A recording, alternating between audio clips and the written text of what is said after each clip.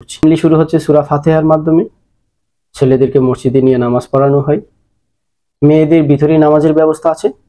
এছাড়া যদি কোনো মেয়ে বোরকা পড়ে তাহলে তার জন্য পুরস্কারের ব্যবস্থা আছে। অর্থাৎ একটা প্রতিষ্ঠানে শুরুতে হয়তো বা বোরকা বাধ্যতামূলক নয়, তবে একটা মেয়ে যেন উৎসাহিত হয়ে সে বোরকার প্রতি ধাবিত হয় ইনশাআল্লাহ।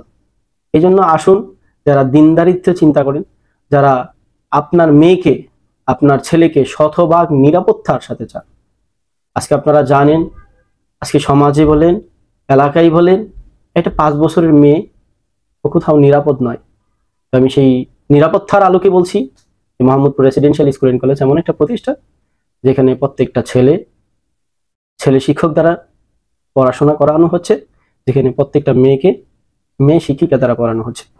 তাহলে আপনার মেয়ে, আমি বলছি, মেয়ে হিসাবে কোনো ছেলের দ্বারা কোনো ধরনের প্রবলেমের শিকার হবে না, আবার ছেলে হিসাবে কোনো ম্যাডাম দ্বারা অথবা কোনো মেয়ে দ্বারা কোনো ধরনের প্রবলেমের শিকার হবে না। অর্থাৎ প্রতিষ্ঠানের ভিতরে এটুকু আশ্বস্ত করতেছি, দিনদারিত্বের সাথে, পর্দার সাথে, শতভাগ নিরাপত্তার সাথে তারা ছেলে মেয়েরা জেনারেল লাইনে শিক্ষিত হতে পারবে ইনশাআল্লাহ।